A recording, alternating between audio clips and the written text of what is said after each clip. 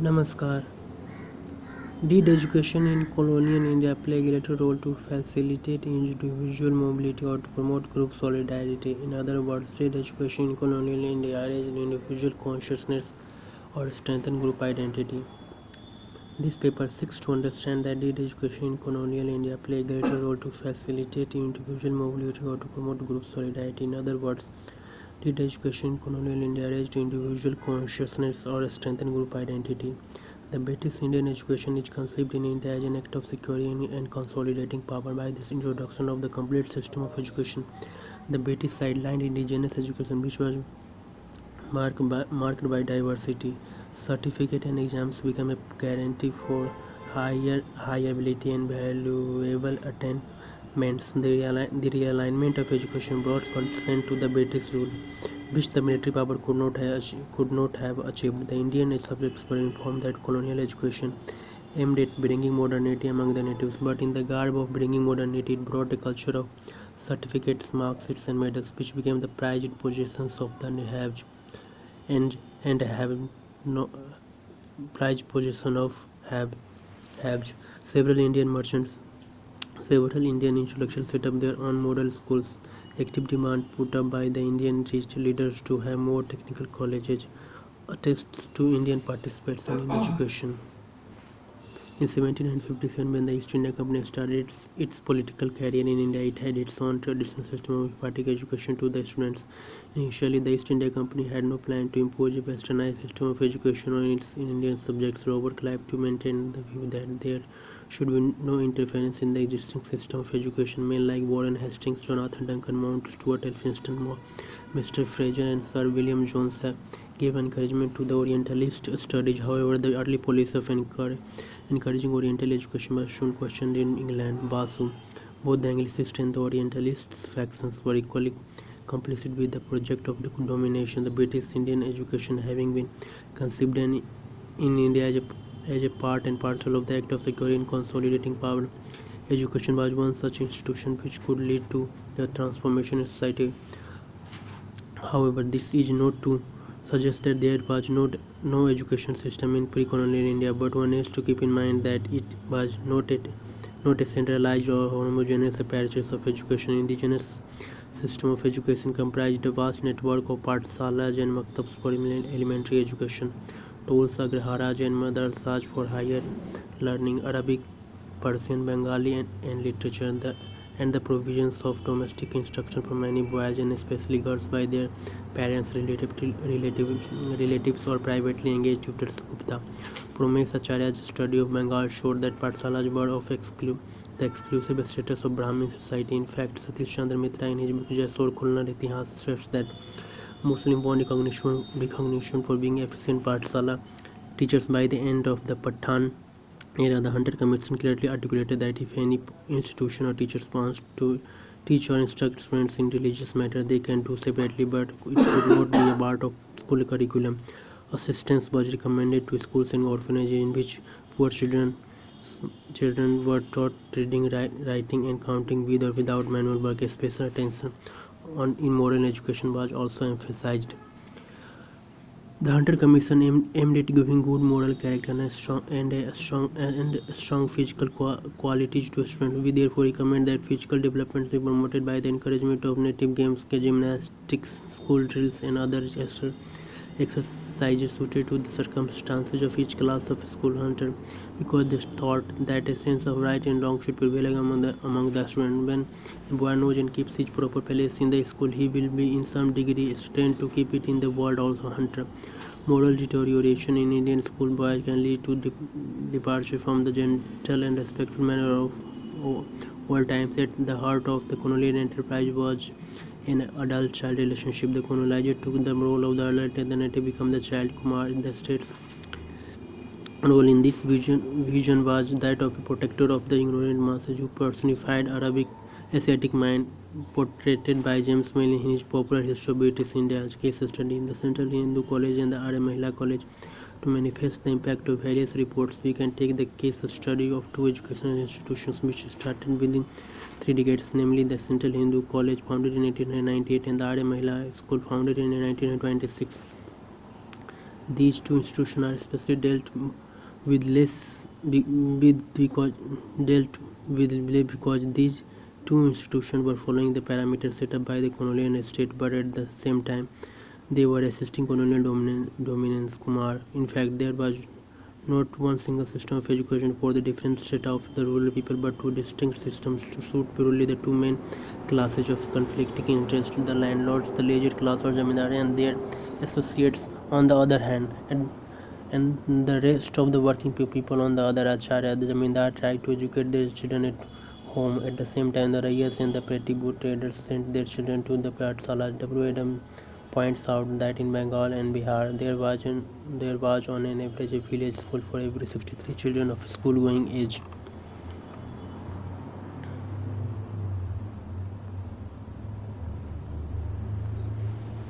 We can see a shift among the trends followed by the indigenous schools. The maktabs, however, maintained their religious character intact, while the Pathshalas were steadily becoming secular. Acharya courses of study usually offered by the Sanskrit school comprised Hindu law, logic and literature, Nyaya, Smriti, Kavya and Alankar, while the Persian and Arabic schools offered many courses of Muslim law and Islamic religious sciences.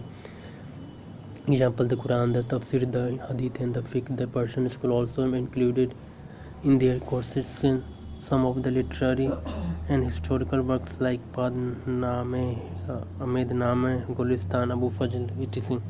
The indigenous system of education continued more or less in the same form till 1813, when the British tried to introduce a complete system of education. The Charter Act of 1800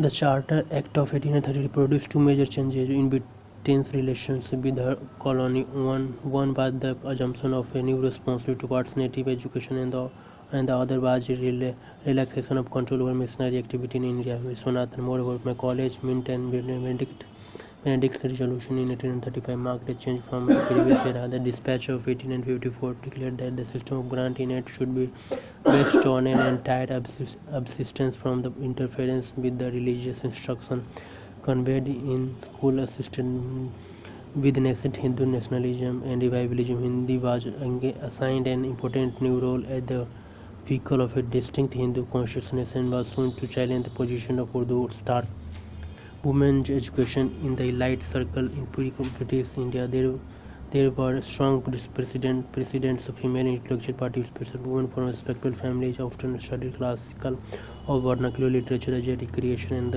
and girls from poor family learned some accounting skills. The upper classes were restricted to learning at home by the strict seclusion practiced by their family, but most women learned the household arts and performance of duties with sacred or semi-sacred association. However, women were neither ignorant nor without knowledge. Women more than men were responsible for the oral transmission of knowledge, which usually came in the form of smriti, literature, music, ballad, and folklore. Sin G.W.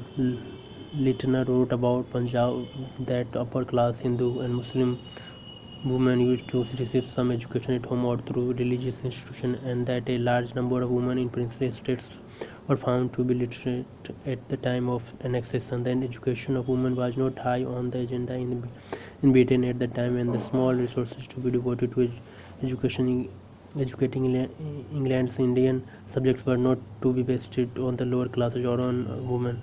Smith. It was in the 1840s when the unmarried female missionaries arrived in India and were assigned the work of educating women and children in their home. The Protestant missionary societies were the first to address the issue of girls' education. Rao, the Wood's dispatch for the first time offered the provision for imparting education to females. Mary Carpenter's intervention was highly significant. It sponsored an energetic debate on the female education, particularly within the ranks of the ICS, if not so much within the education service itself. In the late 1860s, it was later recorded in the Hunter Commission's report and other subsequent reports. The progress and development of women's education during the British rule was very nominal in comparison to the education for female males. Paul, the student had to learn sciences and West other Western subjects which were made compulsory by the government, but the school authorities made it compulsory to teach religion. Nita Kumar acknowledged that the education had to pay dearly because they doubled the burden of students for making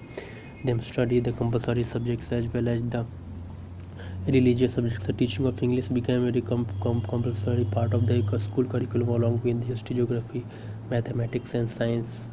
The emphasis was on granting secular education, translated into secular terms. Classical humanism assured protection of the integrity of native learning, diffusing potential in protest by indigenous against an overture of classical cultural domination for quite independently of the actual sentiment of official towards the native culture. The classical model is in delineating disciplinary boundaries and subjects as independent area of study permitted the assertion of the respective claim of both Oriental and Western learning to the status of true knowledge without necessarily invoking normative criteria. Vishwanathan. This produced a chain reaction effect. The educational enterprise became the favorite sphere of revivalist mobilization. Revivalists' major task was the development of Hindi as a medium of modern education. Hindi increasingly acquired the status of a unifying language, which unified all the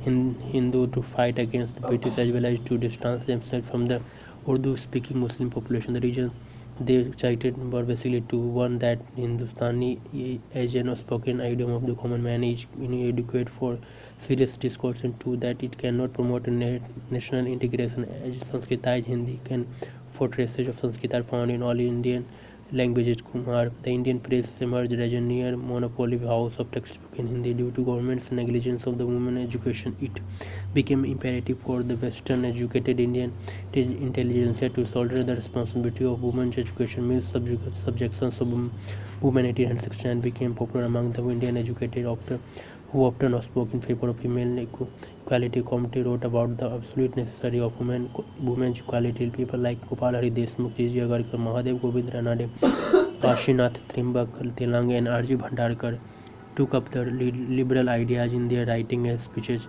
Indian students were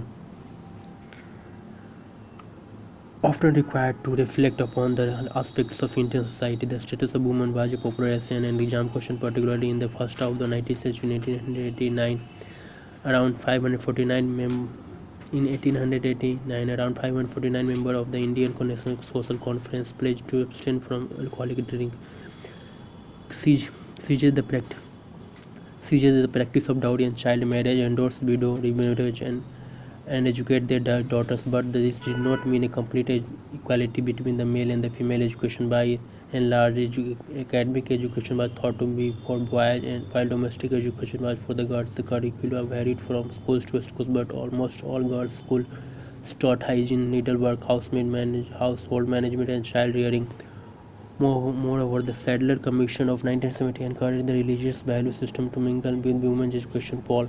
Not many secondary schools were funded by the government. Moreover, out of the total of 81 secondary schools, the colonial government fully financed only 6 secondary schools, but the Bethune College was financed by the colonial government. That too, after 20 years of establishment, initially women were not permitted to enroll themselves at any of the universities opened up in the residencies. The other were financed and managed by private bodies and missionaries. They did not even recognize the SNDT Women's University till independence. The uprising of 1857, which gave a serious blow to the colonial government, made them cautious, and a policy of social and religious neutrality was declared by the Queen.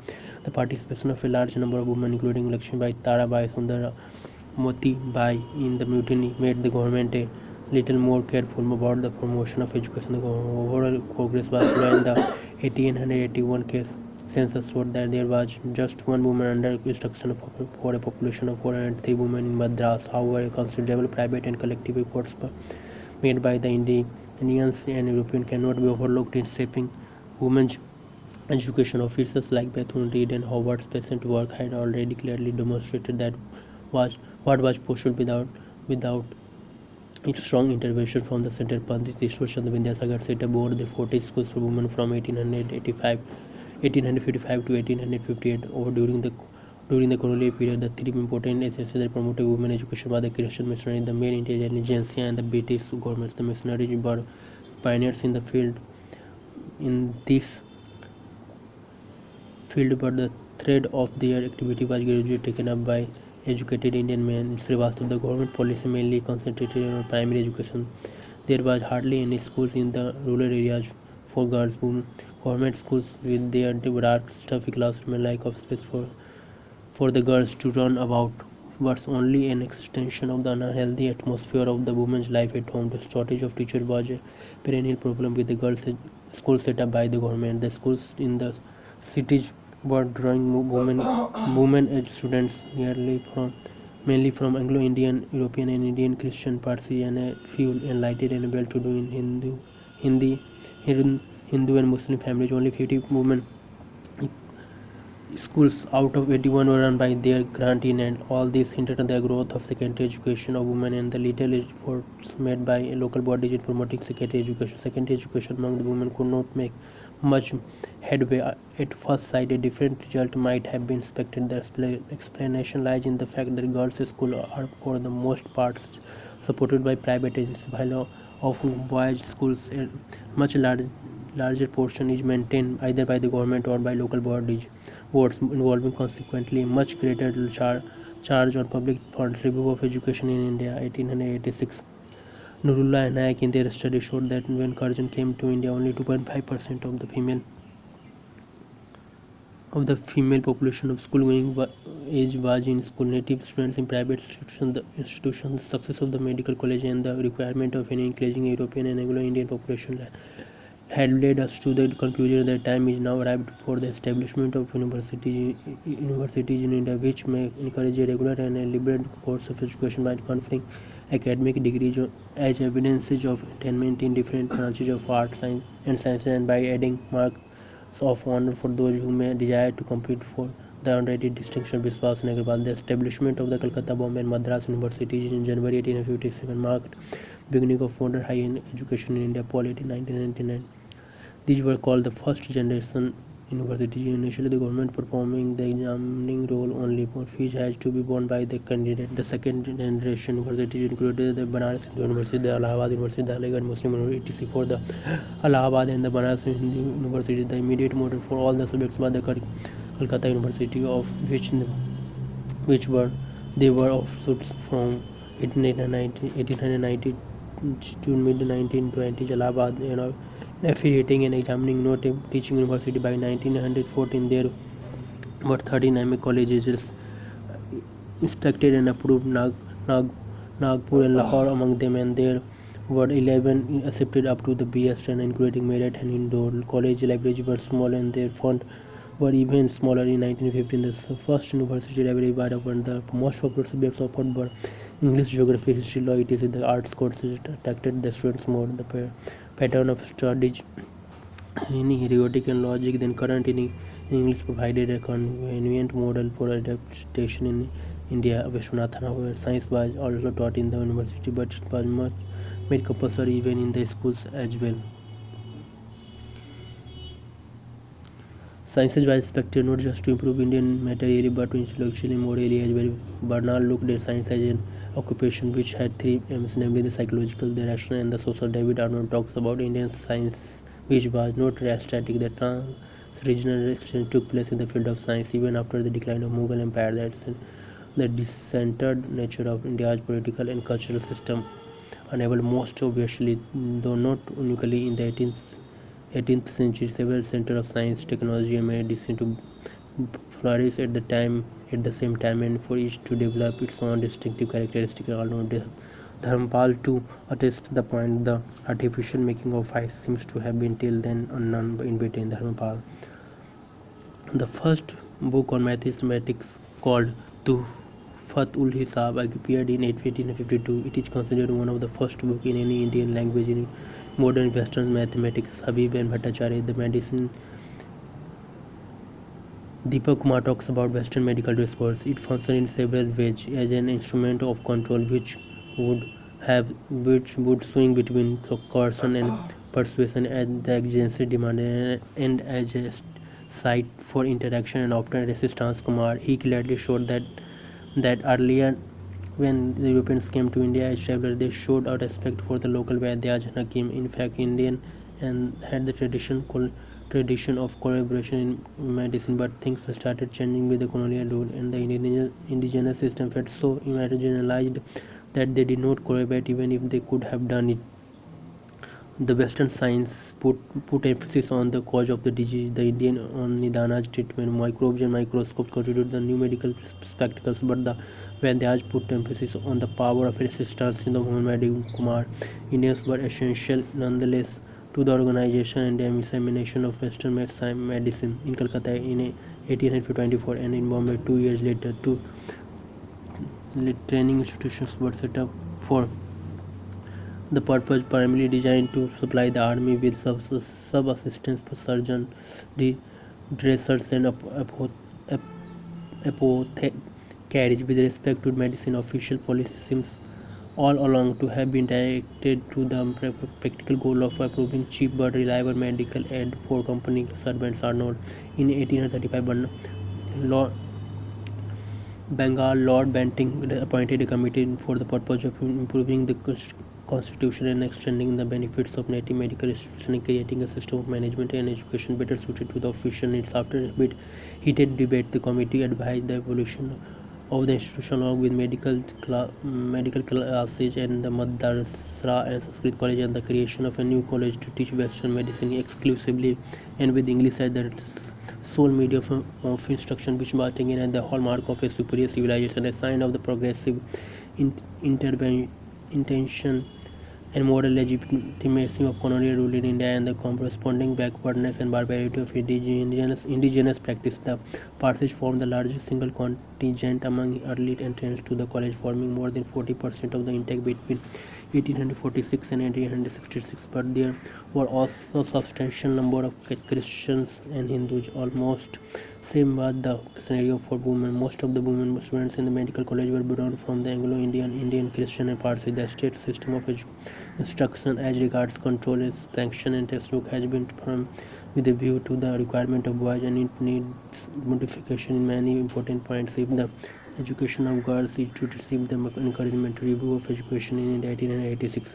B. M. Malabari once stated that in the moral and spiritual spiritual education of man, refinement of life, improvement of the home, bringing of children and implanting true faith in the hearts of men. The sphere of women is absolutely boundless. Dalpat Ram, a well-known poet, wrote that there were many advantages in educating one's daughter, including the prevention of petty quarrels among women. Narmada, the poet, claimed that an educated man cannot share his life with an illiterate wife. Education will make a woman a better wife, a better daughter-in-law, and a better mother. Statements made by these prominent public figures underline the basic motives of the society in general and states in particular. They did not want their female counterpart to be competitive or mannish. However, the ideal of monogamy coupled with the need to establishment mastery in the home, loaded with sexual expectation from wife in new ways on the one and man exerted their own sexual control over the body of the wife on the other. The wife was expected to combine the accomplishments of a courtesan with the domesticity of a wife to please the monogamy bound husband. Malhotra. Women were not expected to be professional. Manmath Nath Ghosh wrote in 1863, dullness in a girl was considered a virtue and smartness in conversation a crime. Smarter and competent women were a threat to the patriarchy. They were expected to be good wives, daughters, mothers, and nothing more. They were expected to be a guard of their husband's petty salary at best. Women's relationship was being revoked with her husband, his family, and the world outside. A restructuring, in other words, of the daily businesses of life. The feudal background coupled with modern education enabled the educated middle class to reinforce feudal hierarchies and gender disabilities. Hence, a feudal relationship was envisioned even while imparting modern education to women, teaching of natural and social sciences, the establishment of universities, the rapid spread of a liberal education among the natives of Indians since that that, that time the high attainment shown by the native candidates for the government scholarship due to constant demand raised by the prominent leaders like W.C. Banerjee, Anand Mohan Bose, Chandrawarkar, Madan Mohan Malviya, etc. That pressure could be built on the British rule. Sir Harcourt Butler too believed that industrial education was a good antidote to the political agitation. Moreover, the outbreak of the First World War gave stimulus that placed Indians in a better position. A mining school at Dhanbad was opened in 1921. The School of Arts and Crafts was opened in 1912. The Maya College of Arts was opened up at Lahore. Aparna Basu opined that after 1920 the government started taking interest in opening technical college. Subjects like history, English, law were quite popular among the students as it promised to a larger extent the government's job, ranging from civil service to lower level in the government job hierarchy. Literature and humanities were more popular among the students. They were a key to the ideology born in the West. Intellectual thinkers from the West became the yardstick to test one's capability and to perform one's society. The so-called Western educated Indian intelligentsia always loved to read these famous writers, which were necessarily considered as a key for even self-correction. In retrospect, the British power effectively sidelined the indigenous system of education. The realignment of education brought consent to the British rule, which the use of military power could not have. The violence which had helped build the empire could henceforth be practiced only on the outskirts of the proposed civil society. Within it, coercion has to be replaced by the socialization. This is where education has a role to play. Kumar. Hence, colonial education not only aided in promoting clerk but also catered to the issues of moral agenda and cultural hegemony. The Indian subjects were told that colonial education aimed at bringing modernity among the natives, but in the garb of bringing modernity, it brought a different culture of certificates, marksheets, and medals, which were the prized possession of people. The major social function which it fulfilled was to differentiate its beneficiaries from the larger population. It created a gulf between haves and have and have not. The so-called complete system of education ultimately engulfed and emasculated the indigenous system into it. Acharya. But one cannot deny the fact that indigenous Indians were not meek spectators either. This can be very much attested by the fact that people responded in their own way, like school set up by Annie Besant and Vidya Devi, or the surfacing of Hindi Urdu controversy, or active demand put up by the Indian leaders to have more technical colleges. No simple model or statements will help us understand why colonial education had the kind of effect it had. Kumar. Hence, we can say education in colonial India played a great role to facilitate individual mobility or to promote group solidarity. In other words, yes, education in colonial India raised individual consciousness or strengthened group identity. धन्यवाद. Thank you so much.